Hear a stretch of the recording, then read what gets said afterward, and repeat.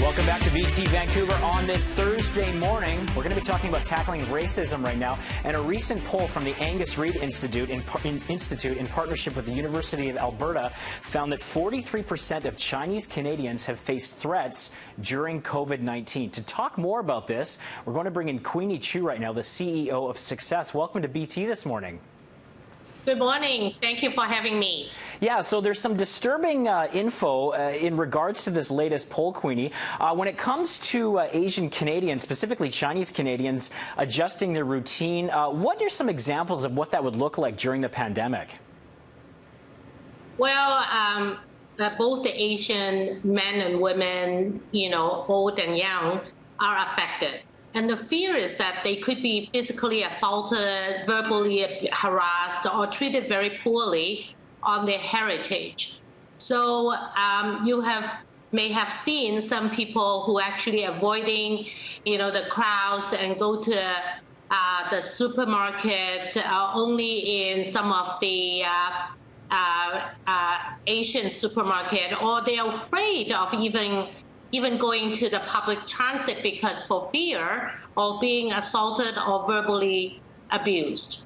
And this is at a time when we all need to be coming together collectively. And when we hear about this kind of thing and we hear the sentiments from these polls, it just it has such a disastrous effect on our communities because it draws people apart.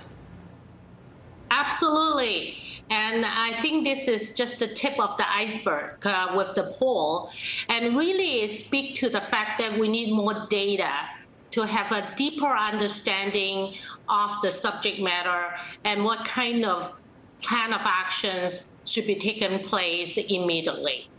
Queenie, I just have to ask you, on a personal level, have you experienced racism during the pandemic yourself?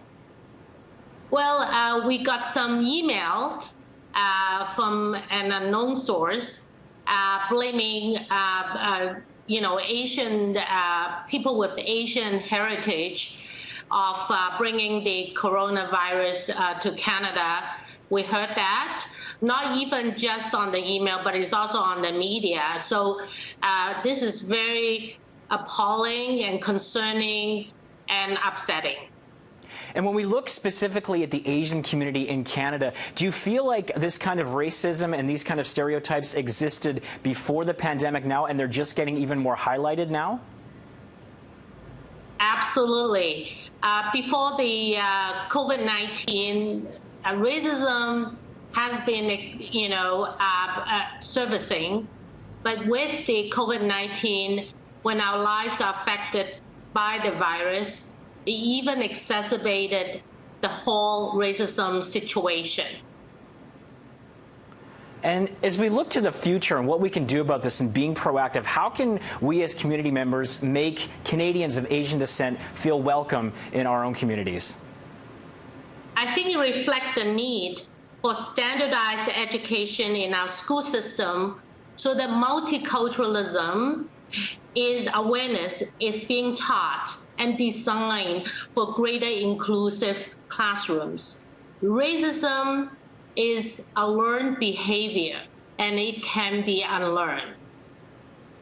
And Queenie, just based on your work with S.U.C.C.E.S.S. and things like that, why is it so important for people of all racial backgrounds and heritages, creeds and colors to come together collectively as one group?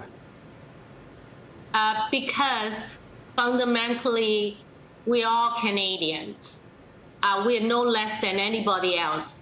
We are your peers, your neighbors, your colleagues in the office.